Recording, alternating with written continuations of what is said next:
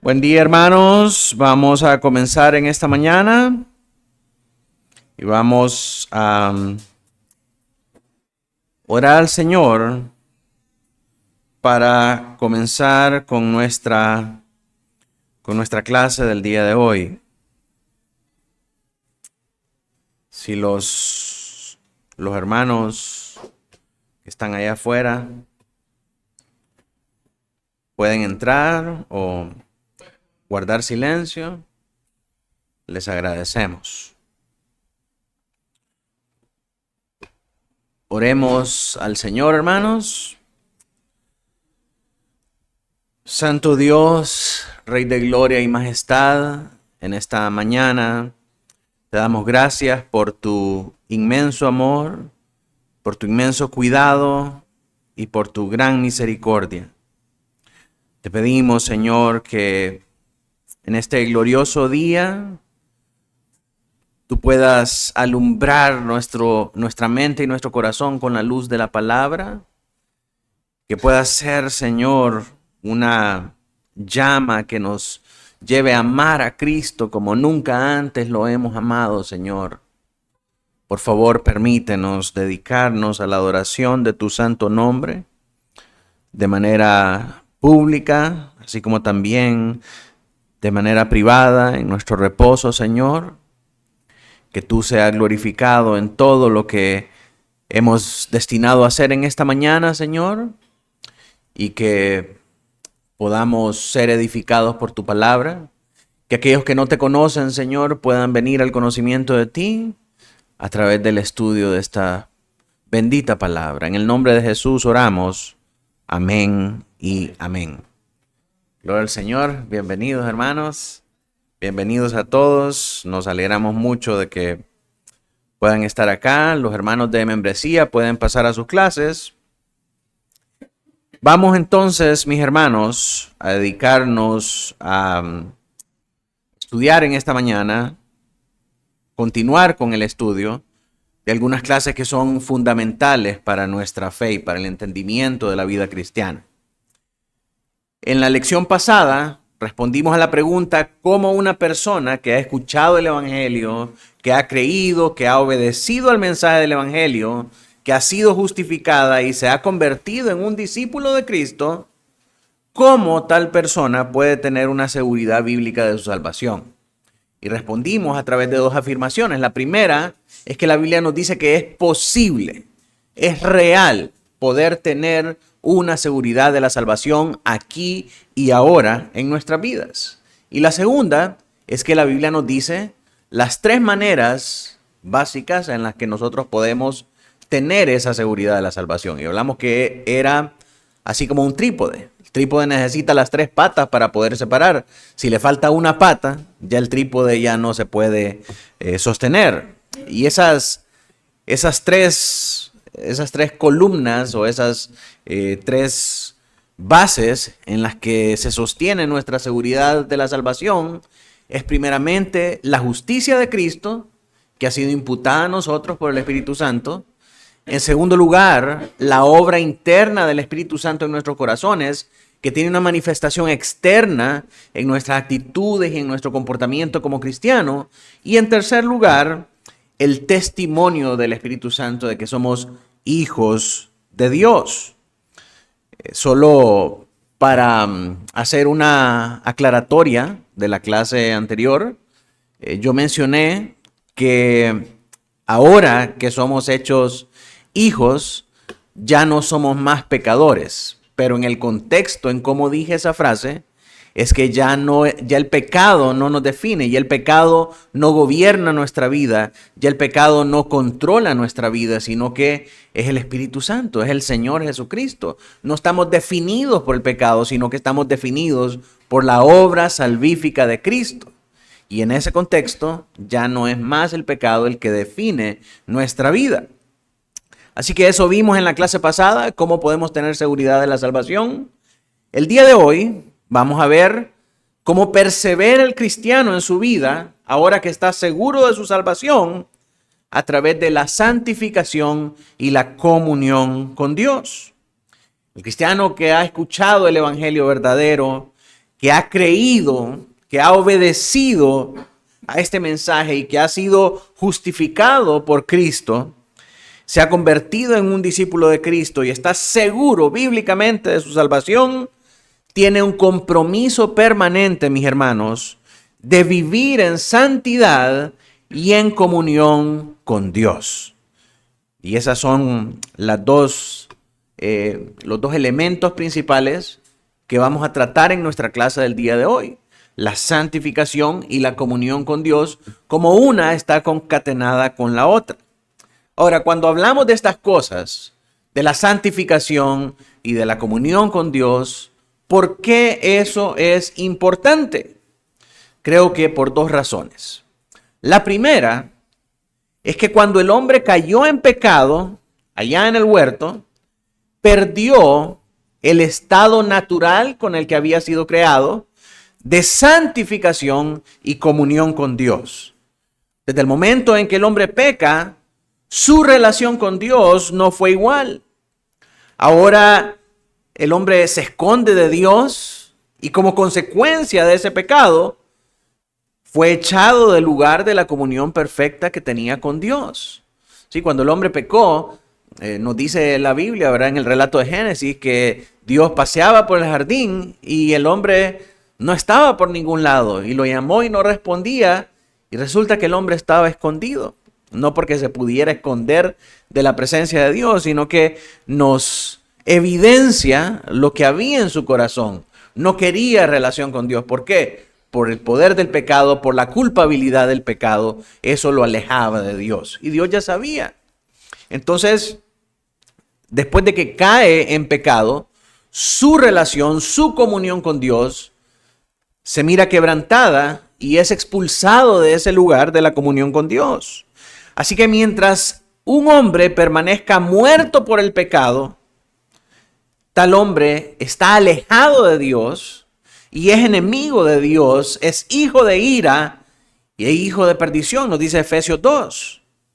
Porque Dios es santo y su santidad aborrece el pecado. Ningún hombre que no haya sido justificado por Cristo puede estar delante de la presencia de un Dios santo y permanecer en pie. ¿Por qué? Porque Dios es santo.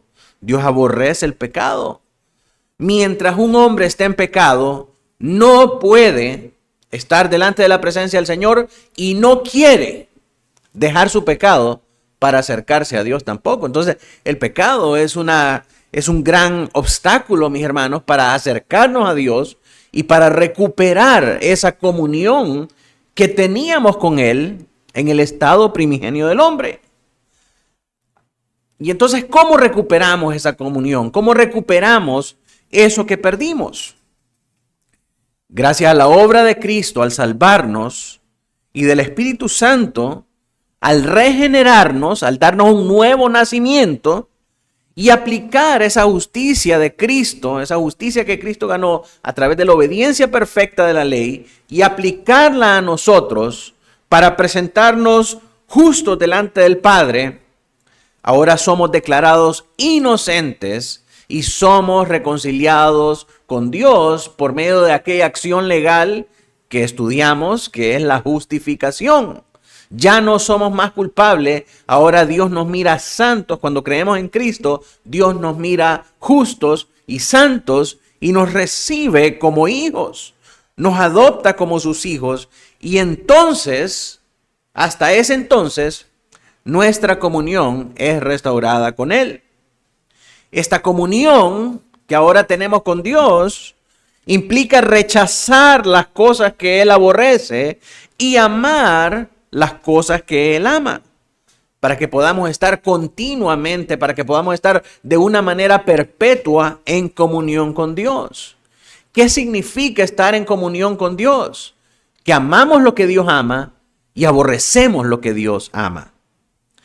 Pero es hasta que Cristo nos justifica, hasta que Cristo nos salva, hasta que Cristo nos justifica y el Espíritu Santo aplica esa justicia a nosotros y nos regenera, es hasta entonces que nosotros podemos tener esa visión de la vida cristiana y podemos tener esa iniciativa de poder acercarnos a Dios y de tener comunión con Él. Y esto lo podemos hacer, mis hermanos, gracias a que Él nos ha dado una nueva naturaleza para poder responder a sus afectos espirituales. Y eso es importante, hermanos, porque si Dios no hace la obra en nosotros, nosotros nos quedamos muertos en nuestros pecados. Nosotros nos morimos. Entonces, cualquier iniciativa de acercarse a Dios, de reconciliarnos con Dios, de restaurar nuestra comunión con Él, es una obra exclusiva de Dios en nuestro corazón. Ninguno de nosotros puede jactarse de que tiene dominio propio, de que tiene autocontrol y de que tiene la suficiente capacidad para rechazar su pecado y acercarse a Dios. No, porque todos nosotros estábamos muertos en pecados y éramos incapaces de podernos acercarnos a Dios. Así que gracias a la obra de Cristo y gracias a su mano poderosa que nos sacó de la esclavitud del pecado para acercarnos a Él y para restaurar esa comunión con Él. La segunda razón por la que estudiar este tema de la santificación es importante es porque hay personas que piensan que pueden tener una relación con Dios sin necesitar de todas estas cosas. Es decir, sin necesitar la justicia de Cristo ni la obra interna del Espíritu Santo, piensan que están bien con Dios y que ahora que han sido reconciliados con Dios, no necesitan hacer nada más que venir a la iglesia, sentarse y escuchar cuando lo merite realmente. Cuando es domingo de Pascua o cuando es domingo de resurrección o cuando es 24 de diciembre o cualquier otra fecha importante. Sí, ya Dios lo hizo todo, entonces todo está bien en mi vida. No necesito venir a la iglesia, no necesito servir a los demás, no necesito aprender nada más porque ya lo sé todo. Ahí lo que enseñan en la iglesia, eso es para los nuevos. Eso ya me lo sé. Eso de la santificación, ¿cuántas veces lo he escuchado? Ya leí tantos libros de Sproul, ya leí tantos libros de MacArthur, entonces ese tema no es conmigo. ¿Por qué? Porque yo tengo una relación con Dios. Y eso es lo que importa. Mi relación personal con Dios, y nadie me puede juzgar porque mi relación con Dios y mi relación con Dios, etcétera, etcétera. Y la verdad de las cosas es que el que tenga una relación con Dios no significa que su relación sea saludable. Así como una relación con un padre biológico no significa que las cosas están bien. Seguimos teniendo una relación. Él sigue siendo mi padre o mi madre biológica. Pero ¿qué tanto intimo con ellos? ¿Los visito con frecuencia? ¿Su influencia es evidente en mi vida? ¿O solo los visito para el cumpleaños y para Año Nuevo, para callar mi conciencia de que no soy un hijo tan malo? Tener una relación no es sinónimo de que las cosas están bien. Todas las relaciones necesitan dedicación y comunión. De eso se trata los dos aspectos de nuestra clase de hoy, del día de hoy. ¿Cómo mantenemos esa relación saludable? ¿Cómo mantenemos esa comunión con Dios? Así que vamos a comenzar primeramente por definir lo que es la santificación, porque para algunos la santificación es como alardear de la nueva vida en Cristo. Y cuando comienzan a hacer eso y a jactarse en sus propias acciones, comienzan a cambiar el tono de voz, comienzan a menospreciar a otros cristianos y comienzan a pensar que ellos son aquellos grandes hombres que pueden vivir en santidad. Y usted los escucha hablando y le dice, ¿cómo está, siervo? Que el Señor le bendiga, varón de Dios. Y empiezan a emular un montón de actitudes de lo que en su mente significa la santificación. Sin embargo, cuando nosotros vemos en la palabra lo que eso es, nos vamos a dar cuenta de que ninguno de nosotros puede jactarse de ser santos, porque de principio a fin es una obra exclusiva de Dios a través del Espíritu Santo obrando en nuestros corazones. Así que, ¿qué es la santificación? La santificación, mis hermanos, es el proceso por el cual somos apartados de aquellas cosas que Dios aborrece para amar lo que Dios ama y tener comunión con Él. Una vez más, santificación no es hablar como santo, no es caminar como santo, no es conducirse como santo. La santificación es el proceso por el cual el Espíritu Santo nos aparta del mundo, nos aparta de las cosas que Dios aborrece y nos hace amar las cosas que Dios ama, para que haciendo eso tengamos comunión permanente con Él. Esa es la santificación.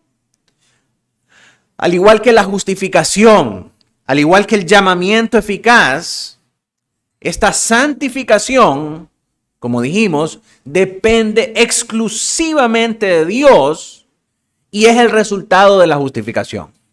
Escuche bien esto que le estoy diciendo.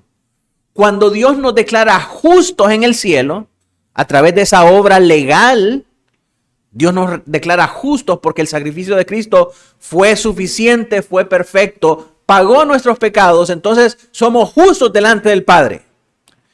El resultado inmediato de esa justificación es la santificación. Dios nos mira justos, pero también nos mira santos.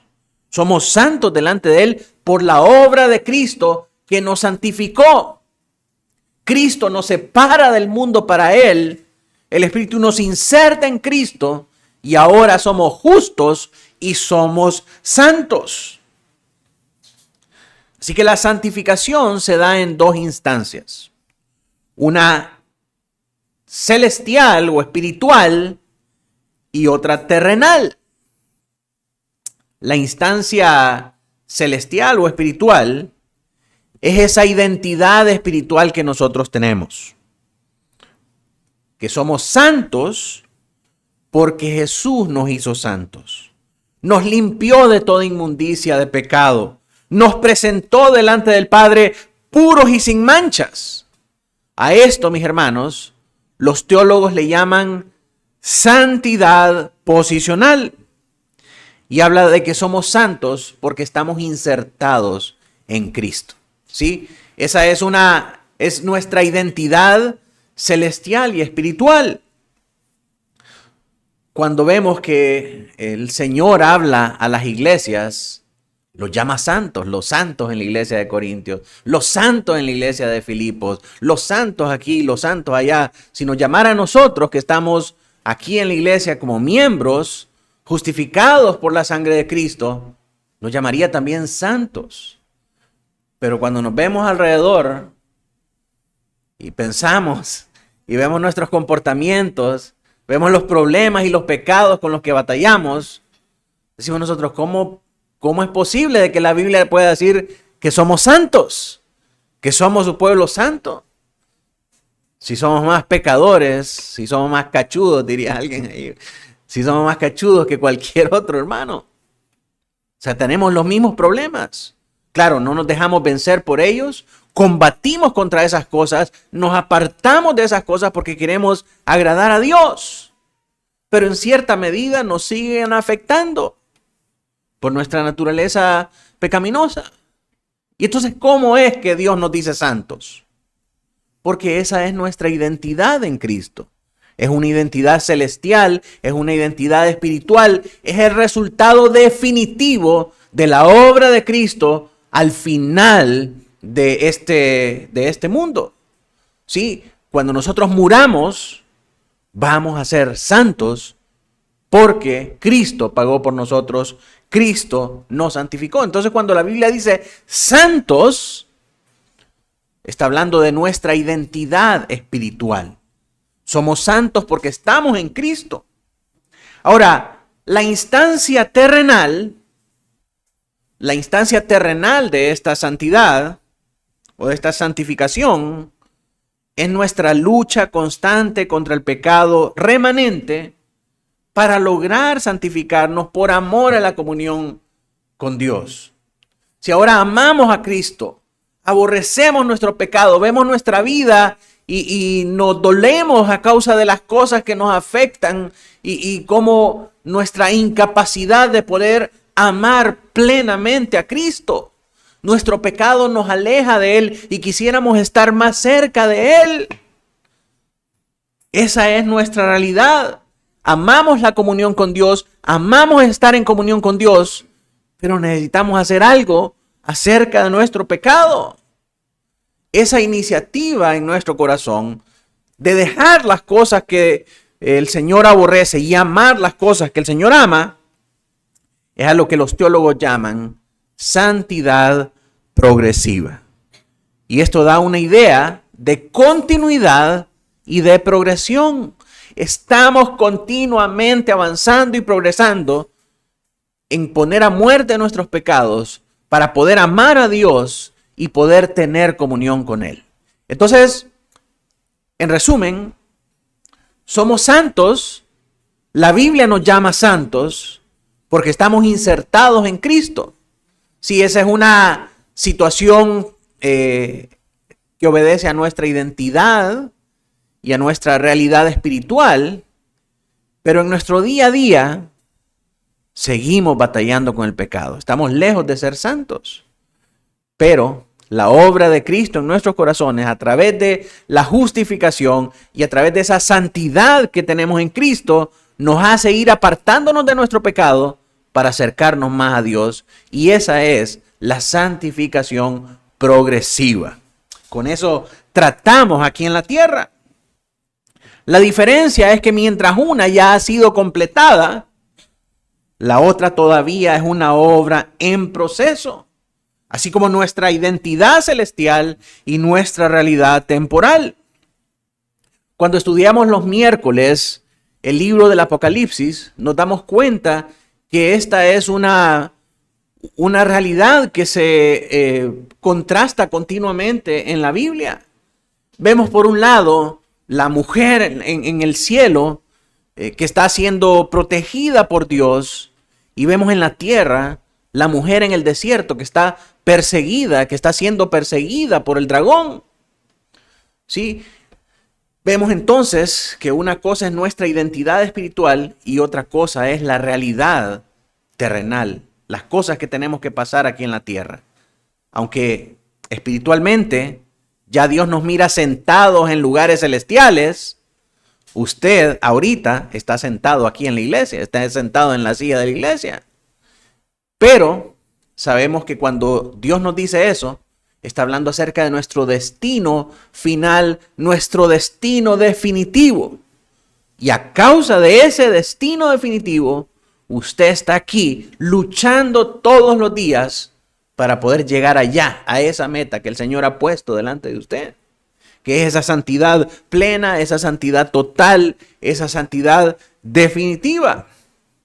Entonces, son dos términos que debemos entender bien, ¿verdad? No somos santos únicamente por nuestra posición en Cristo, pero nuestra posición en Cristo hace que en nosotros haya el deseo de perseverar en alejarnos del pecado para acercarnos a Dios, aborrecer lo que Dios aborrece y amar lo que Dios ama. Y estos dos términos contrastantes se miran continuamente en la Escritura. Por ejemplo, Levítico 20 del 7 al 8. Levítico 20 del 7 al 8. Si alguien lo puede leer. Levítico 20 del 7 al 8.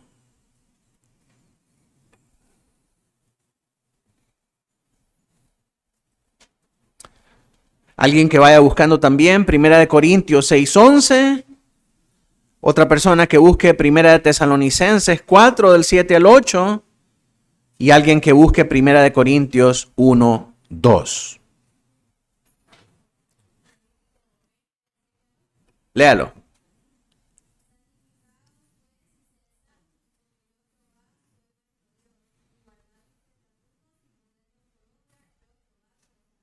Entonces dice el Señor, yo lo santifico, pero le manda al pueblo a santificarse.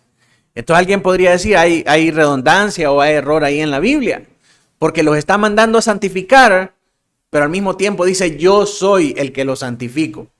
¿Verdad? Ahí vemos ese contraste de estas dos situaciones, nuestra identidad espiritual a través de esta santidad posicional y el esfuerzo que nosotros tenemos que hacer con la ayuda del Señor para santificarnos continuamente.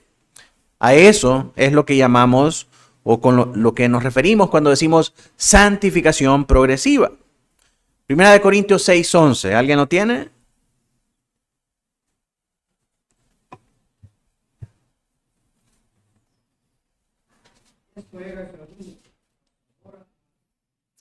Uh-huh.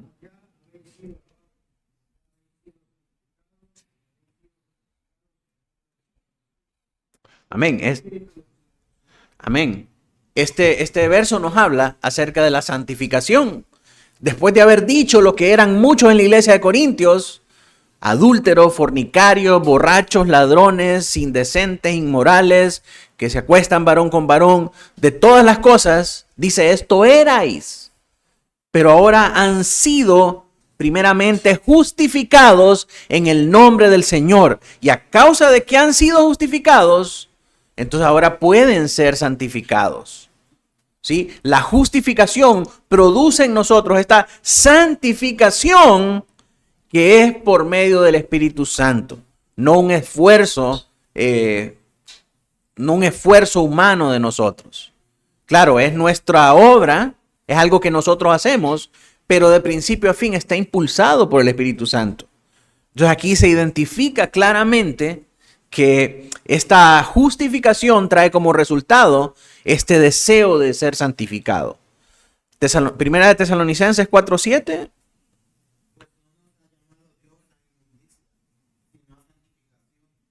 Así que el que desecha esto, no desecha a hombre, sino a Dios, que también nos dio su Espíritu Santo. Amén. Entonces, cuando el Señor nos llama a santificación. Cuando el Señor nos justifica, nos salva, nos justifica, nos lleva por esa senda de la santificación. Mis hermanos, Dios no salva a nadie para dejarlo en su propia inmundicia, para que siga viviendo como quiere vivir, para que siga haciendo las cosas que quiere hacer. Dios lo lleva hacia este proceso de santificación, que es aborrecer lo que Dios aborrece para amar lo que Dios ama. Primera de Corintios 1:2.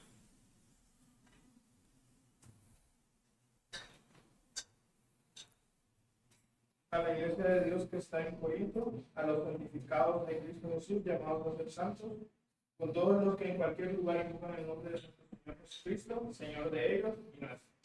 Entonces aquí vemos esas dos posturas.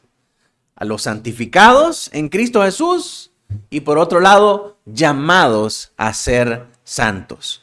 Bueno, y si estamos santificados, ¿no somos santos ya? No, porque esa santificación habla acerca de esa progresión, de esa lucha constante para encontrarla, para buscar la santificación. Y a causa de que somos llamados a ser santos, sí, ese es nuestro destino final, esa es nuestra posición en Cristo, esa es nuestra identidad celestial, entonces aquí en la tierra somos llamados a santificarnos. Somos llamados a luchar permanentemente con nuestro pecado para acercarnos más a Dios. Y esa es la santificación. Entonces vemos siempre estos dos contrastes. Por un lado, el que nos llama santos, ¿verdad? Porque somos santos en nuestra posición en Cristo. Pero por otro lado, esa santificación progresiva, que es el avance que nosotros tenemos que tener, al ir renunciando a nuestro pecado para acercarnos más a Dios. Entonces, ¿cuál es el propósito de esta santificación? Que usted pueda presumir ante sus amigos de que es más santo y que ellos son pecadores. No. Esta santificación tiene un propósito específico por la cual Dios nos la da. En primer lugar, es para librarnos del pecado. ¿Sí? Si el Señor nos salva, si el Señor nos rescata, hermanos, no quiere que sigamos siendo esclavos del pecado. Dios quiere que seamos libres de esas cosas porque esas cosas nos llevan hacia la destrucción. Esas prácticas son en perjuicio de nuestra vida y en perjuicio de aquellos que amamos y primeramente en perjuicio de Dios. Entonces Dios quiere librarnos del pecado, Dios quiere libertarnos del pecado y por esa causa Él nos faculta por medio de su Espíritu Santo para santificarnos. En segundo lugar, para conformarnos a la imagen de Cristo. Si la vida cristiana tiene como propósito que cada día más nos parezcamos a Cristo. Y esta es una pregunta que nosotros debemos hacernos todos los días. ¿Me parezco a Cristo? ¿O me parezco a mi papá? ¿Me parezco a mi pastor? ¿Me parezco a mi abuelo? ¿Me parezco a este? ¿Me parezco al otro? Y todos los días se va a dar cuenta que está lejos de parecerse a Cristo. Pero eso no lo tiene que desmotivar, sino que tiene que animarlo a seguir perseverando, a seguir santificándose, para que podamos un día, como dice el salmista, despertar a la semejanza de nuestro Dios, porque hemos sido transformados con un cuerpo glorificado, con el de Cristo. Esa es nuestra meta. Su meta no es haber leído la Biblia en un año, no es ser impecable en el plan de lectura. Su meta no es ser un buen pastor, ser un buen hermano, no faltar a los cultos. Su meta como cristiano, mi hermano, es parecerse a Cristo. Esa es la meta suprema. Hacia eso apuntamos. Si en todo lo demás somos buenos, bendito sea Dios. Siervos inútiles, nos dice Cristo, porque hicimos lo que teníamos que hacer.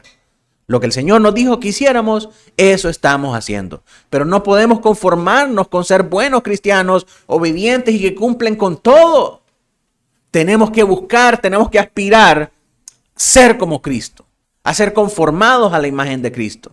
Y entonces para eso el Señor nos dio la santificación.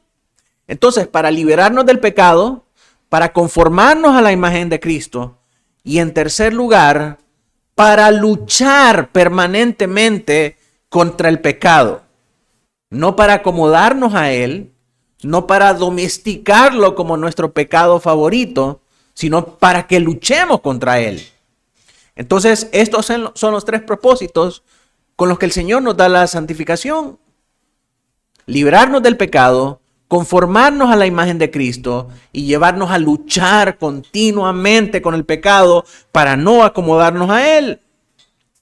Así que en primer lugar, miremos esto, liberarnos del pecado.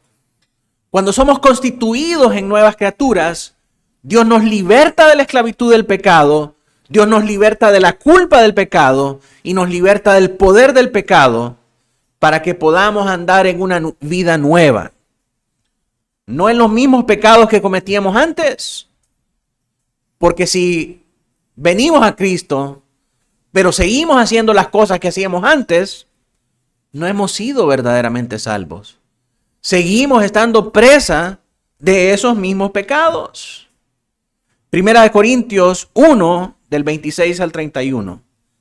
Si alguien me lo puede leer, mis hermanos. Primera de Corintios 1, del 26 al 31.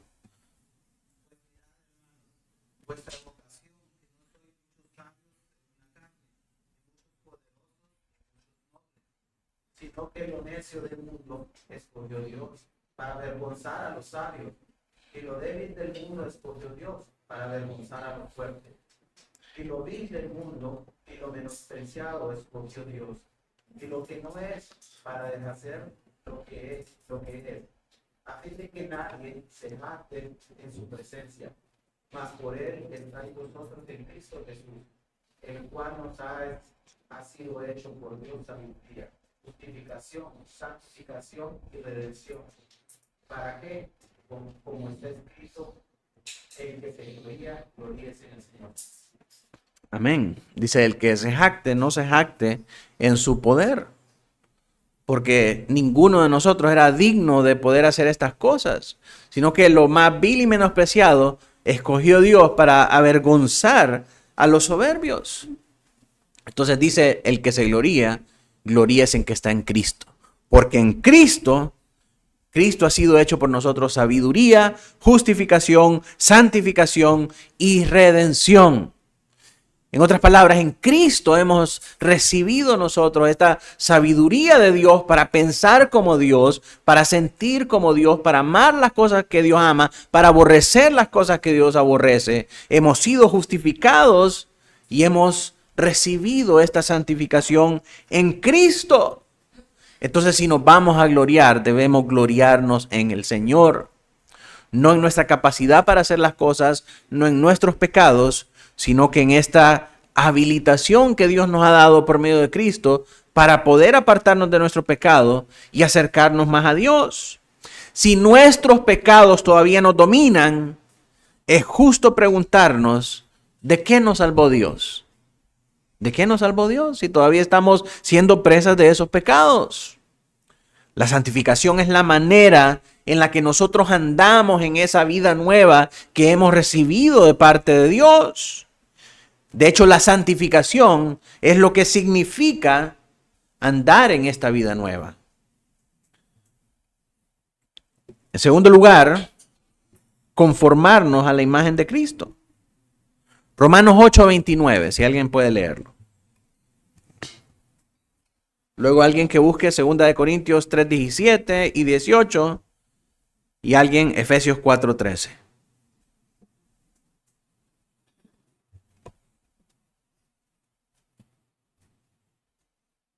Porque a los que antes conoció, también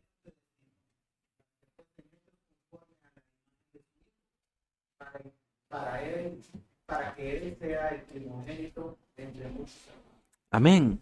¿Para qué nos predestinó Dios? ¿Para qué nos justificó? ¿Para qué nos santifica? Para que seamos hechos conformes a la imagen de su Hijo. Ese es el propósito de nuestra vida cristiana. No es para que usted aparente y para que usted haga alarde de que es santo y de que es cristiano y de que tenga privilegios en cualquier lado. No, es para que usted se transforme, sea conformado en la imagen del Señor Jesucristo. 2 Corintios 3, 17 y 18, si alguien lo tiene. Hermano Marco.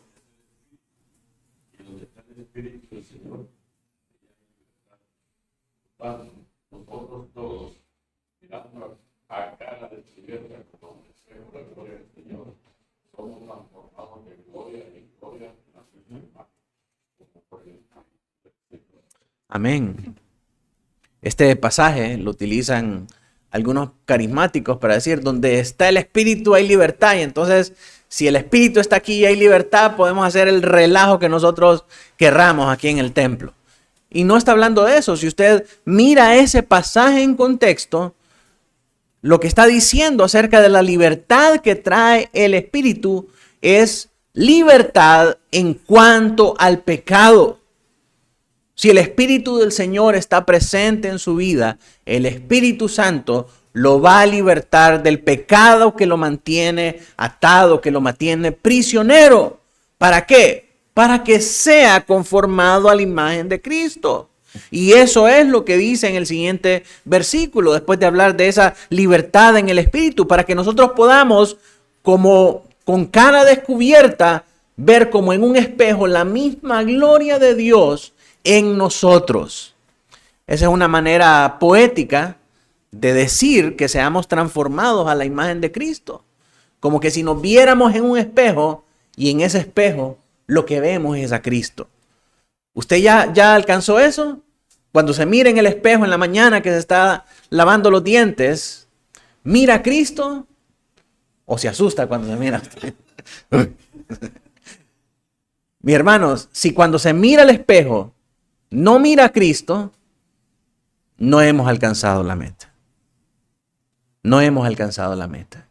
Ver nuestra imagen todos los días en el espejo nos recuerda que no somos suficientes, que no hemos alcanzado la meta, que no estamos haciendo lo que tenemos que hacer.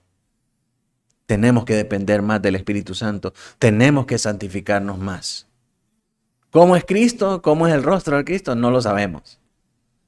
Cuando estemos allá en la eternidad con Él, vamos a poder saberlo. Pero hasta entonces, hasta que usted sepa, todos los otros días significa que no ha llegado ahí. Significa que está lejos de la meta. Así que siga avanzando, siga santificándose. Efesios 4:13.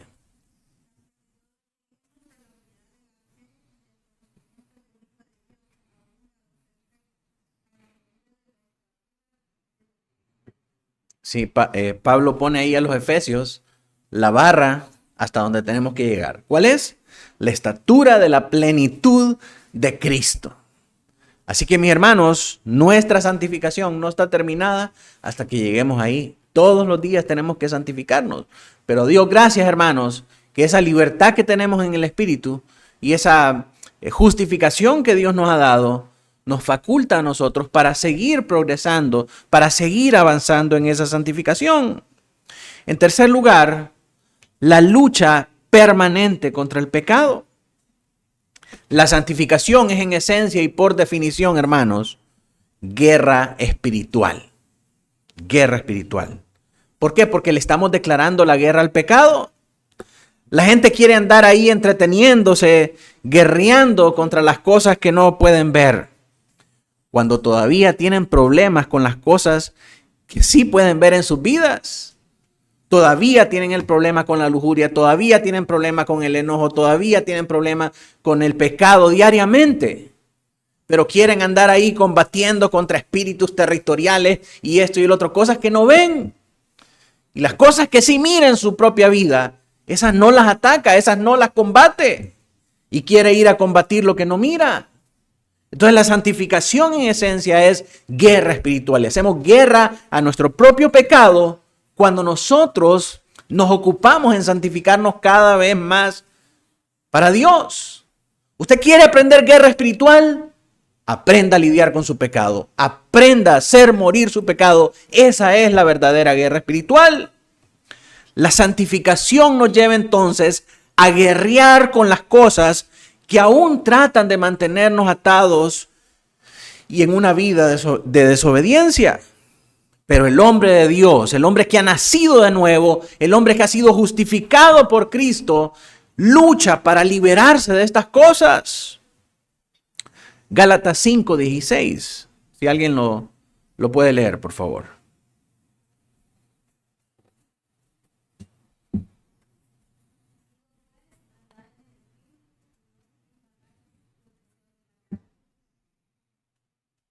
Sigamos, 17 hasta el 18.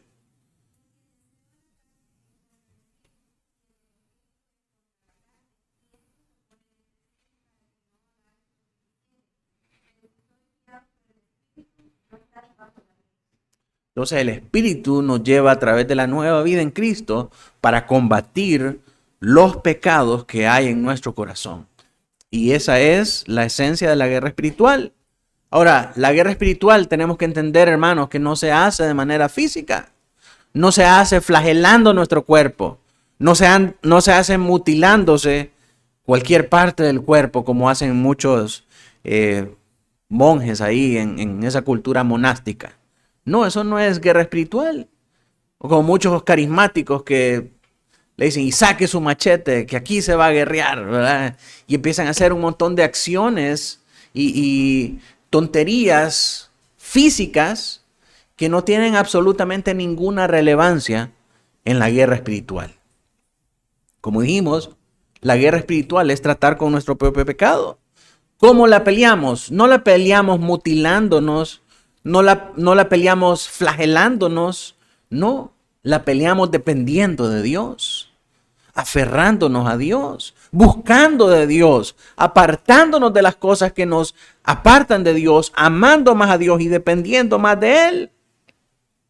Ahora, Efesios 6:10 nos agrega acá otro elemento de esta guerra espiritual. Dice, por lo demás, hermanos míos, fortaleceos en el Señor y en el poder de su fuerza, vestidos de toda la armadura de Dios, para que podáis estar firmes contra las acechanzas del diablo. Porque no tenemos lucha contra sangre y carne, sino contra principados, contra potestades, contra los gobernadores de las tinieblas de este siglo, contra las huestes espirituales de maldad en las regiones celestes. Por tanto, tomad toda la armadura de Dios para que podáis resistir en el día malo y habiendo acabado todo, estar firmes. Ajá, pastor, usted dice que no es contra espíritus, pero aquí está diciendo Pablo lo contrario. Entonces, ¿cómo es la cosa? Nuestros enemigos definitivamente son invisibles. Están en nuestros corazones pecaminosos. Y a pesar de que Pablo dice que luchamos contra huestes celestiales, la manera en la que estas huestes nos afectan, ponga atención acá, la manera en que estas huestes celestiales nos afectan es a través de corrientes ideológicas, a través de movimientos, a través de gobiernos, a través de pensamientos reprobados que persiguen desde afuera o dividen desde adentro a la iglesia y nos separan de la comunión con Dios y de nuestros hermanos. Sí, de esta manera operan los espíritus en las huestes celestiales. Lo vemos en la persecución al pueblo de Dios en Apocalipsis. Lo vemos en el libro de Daniel. Lo vemos con el pueblo del Señor en Egipto. Que detrás de los gobernantes y detrás de esa acción de opresión para el pueblo, habían espíritus que estaban moviendo el corazón y el pensamiento de los gobernantes de ese momento. De esa manera operan los demonios y estos espíritus, ejerciendo influencia sobre las cosas que están a nuestro alrededor para que nuestro corazón pecaminoso reaccione a esas cosas. Entonces, a través de la santificación, luchamos con estos enemigos que no son ni de carne ni de hueso. Tenemos que saber, mis hermanos, que el diablo y sus secuaces no son omniscientes, no conocen todas las cosas, tampoco son omnipresentes, no pueden estar en todos los lugares, ni tampoco son omnipotentes, no tienen un poder ilimitado. Están restringidos y están sujetos al poder y a la voluntad de Dios. Si algo nos ha enseñado el libro de Apocalipsis es eso, que todas las cosas que pasan y todo el efecto demoníaco, tanto para perseguir a la iglesia como para confundir a los impíos, todo está bajo el poder y la autoridad de Dios. Entonces, si nosotros queremos hacer una guerra espiritual eficiente contra estas cosas, no tenemos que ir y perseguirlas porque son espíritus. ¿Cómo va a pelear la carne contra un espíritu, hermano? No podemos. La única manera efectiva de llevar a cabo una guerra espiritual es dependiendo de Dios. Es aferrándonos a Dios. Y cuando usted mira ahí las instrucciones de Pablo para los cristianos en Éfeso de ponerse la armadura, no tiene que ver con ponerse una armadura física. Muchas iglesias hacen esa tontería de emular o hacer la mímica de que se están poniendo un casco y un cinturón y un escudo y agarran la Biblia y están haciendo un montón de ademanes que no tienen absolutamente nada que ver con la guerra espiritual. Cuando usted lee en contexto Efesios, vaya a su casa y lea nuevamente este capítulo 6 de Efesios, del versículo 12 en adelante, donde habla acerca de la armadura espiritual, usted se va a dar cuenta que tiene que ver con la obra de Jesucristo y con los medios de gracia que el Señor nos dio para pelear contra los efectos de los enemigos de nuestra carne y de nuestro corazón. Porque lo primero que se pone es el yelmo de la salvación. Solamente en Jesucristo tenemos salvación. Es la obra de Cristo la que nos puede dar estas armas, estos medios de gracia para combatir a los enemigos de nuestra fe.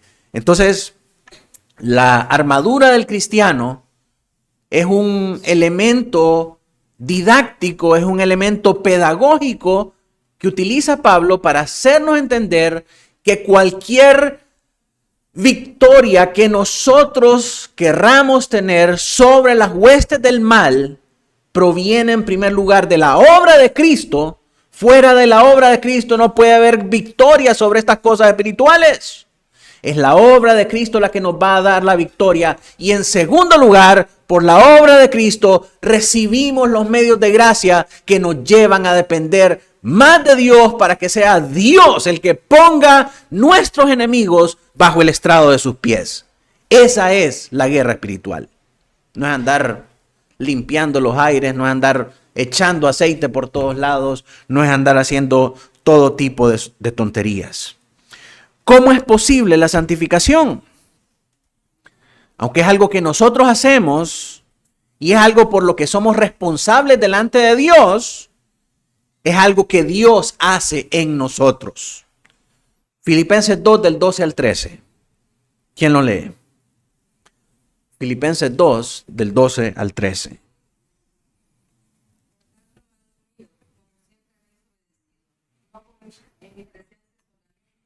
Sino mucho más ahora en mi ausencia.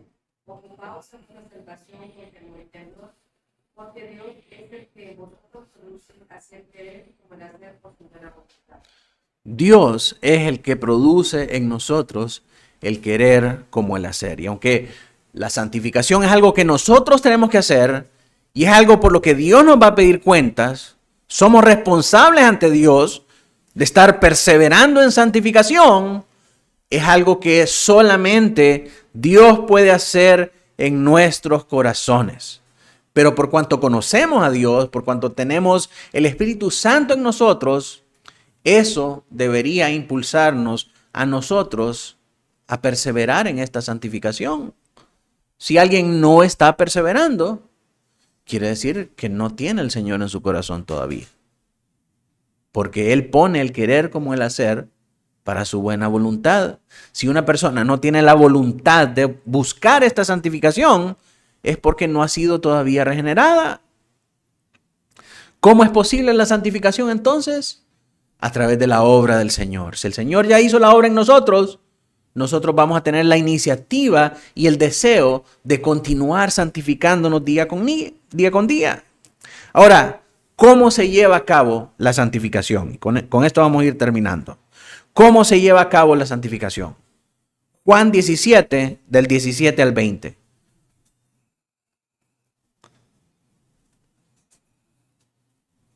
¿Alguien que no haya leído todavía? Vamos a ver.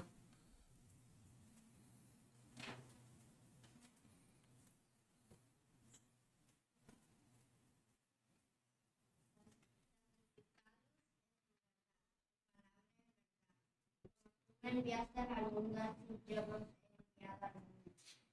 Por ello yo me santifico a mí mismo para que ellos sean en la verdad.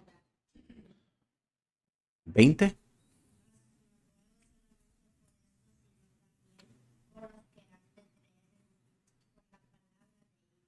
Amén. Dice el Señor Jesucristo haciendo su oración sacerdotal sobre sus discípulos antes de irse.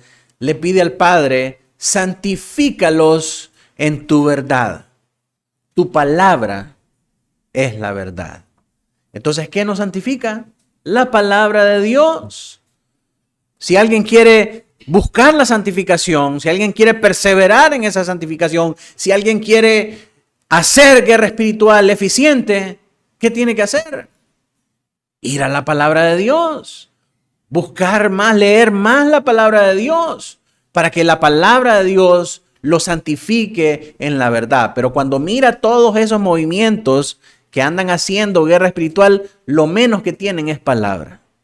Lo menos que hacen es leer la palabra del Señor. Y si la leen de manera superficial, cherry picking, como dicen en Estados Unidos, sacando únicamente lo que, como cuando uno recoge cerezas, que solamente cuando cosecha cerezas, que solamente cosecha las que están buenas, ¿verdad? Esta por aquí, esta por allá y esta por allá. Eso es buscar solamente los versículos que les sirven para justificar las cosas malas que ellos hacen, sin considerar el contexto ni nada de lo que está hablando verdaderamente un texto ahí. Entonces, ¿cómo podemos nosotros guerrear contra nuestro pecado? ¿Cómo podemos ser santificados? ¿Cómo podemos avanzar en esta madurez cristiana, abandonando las cosas que Dios aborrece y amando las cosas que Dios ama? Leyendo su palabra, porque la palabra de Dios nos santifica. Hechos 2, 40 al 42.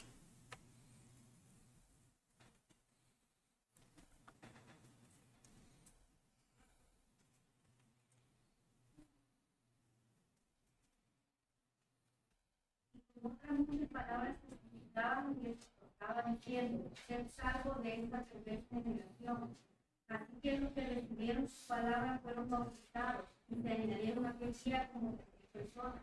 y perseveraban en la doctrina de los apóstoles, en la comunión unos con otros, en el partimiento del pan y en la oración. Muy bien, entonces vemos acá los medios ordinarios de gracia que Dios nos dejó para luchar contra el pecado. Los medios ordinarios de gracia por los cuales nosotros podemos ser santificados por medio del Espíritu Santo. ¿Cuáles son? La palabra, la oración, las ordenanzas, la comunión con los hermanos. ¿Sí? Esos son medios ordinarios de gracia. ¿Por qué ordinarios? Porque no tienen nada extraordinario.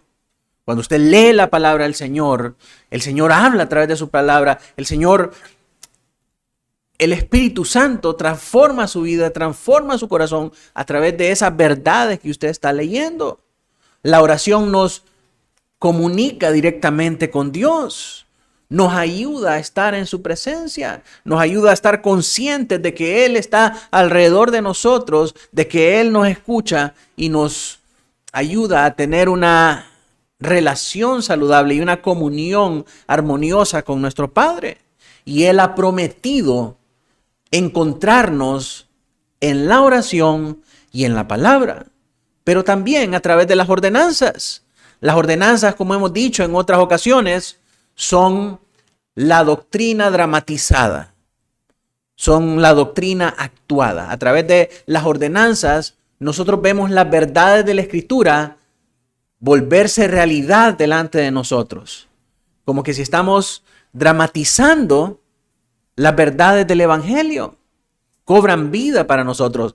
Cuando Dios rescata a un pecador y lo hace morir juntamente con Él para resucitar juntamente con Él, esa tremenda verdad, esa tremenda imagen poderosa es representada en el bautismo. Volvemos a imaginar, volvemos a pensar en nuestra mente y en nuestro corazón acerca del sacrificio de Cristo, acerca de su cuerpo molido por nosotros, acerca de su sangre con la que fue sellado el nuevo pacto para con nosotros. Pensar en esa copita de vino y pensar en ese pedacito de pan nos lleva a nosotros a revivir la pasión de nuestro Señor Jesucristo. Y eso es algo hermoso. Al ver esas cosas, al recordar esas cosas, al contemplar la maravilla del poder de Dios, mis hermanos, el Señor nos encuentra. El Señor establece su comunión con nosotros. En esos elementos, en esas actividades, las ordenanzas son un medio poderoso para ver y sentir la presencia de Dios en medio de nosotros. Y nos ayudan a guerrear y a pelear contra nuestros enemigos. También la comunión con otros hermanos, el estar en medio de la familia de la fe, el ser animados, el ser exhortados, el escuchar a nuestros hermanos cantando, el escuchar a nuestros hermanos leyendo la palabra del Señor, orando los unos por los otros, sirviéndonos y disfrutando todo este tiempo. La Biblia dice que Dios habita en medio de la alabanza de su pueblo. Entonces esa comunión es un medio por el cual nosotros nos encontramos a Dios y Dios promete estar con nosotros ahí en medio de esas cosas. Su palabra, la oración, las ordenanzas, la comunión con su pueblo santo. Así que estas cosas nos las ha dejado el Señor para que nosotros podamos santificarnos. No las tengamos en poco, mis hermanos, porque son las únicas armas que tenemos. Y el Señor promete ayudarnos a través de estas cosas.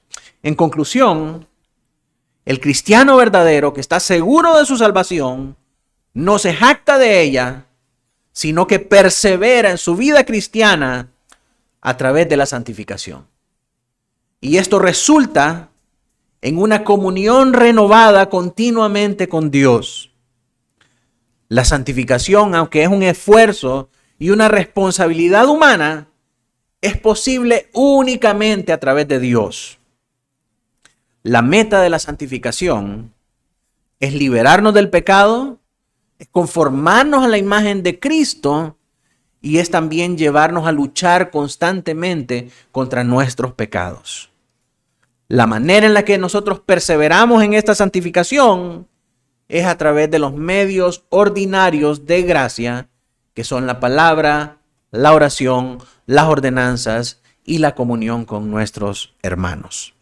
Así que mis hermanos, que el Señor nos ayude a poder santificarnos más por medio de esta obra gloriosa que Él ha hecho a través de nosotros, por medio del Señor Jesucristo, y que es aplicada a nosotros por medio de su Espíritu Santo, para que podamos ser libres de nuestros pecados, para que podamos ser conformados a la imagen de Cristo y para que no nos conformemos a este siglo, sino que transformemos nuestra mente y nuestra vida por medio de la palabra del Señor. Pongámonos de pie, vamos a orar.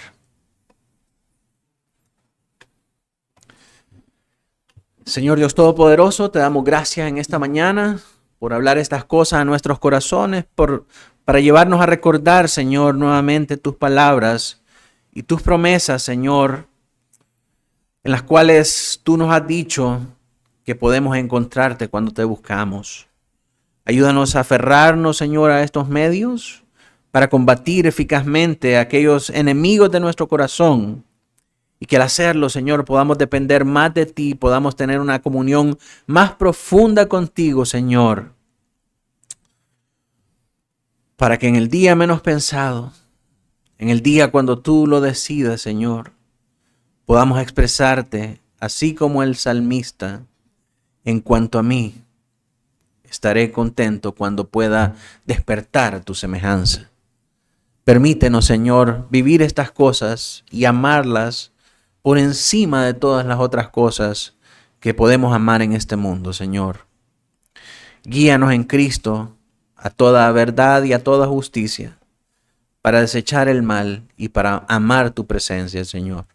En el nombre poderoso de Jesús oramos. Amén y amén.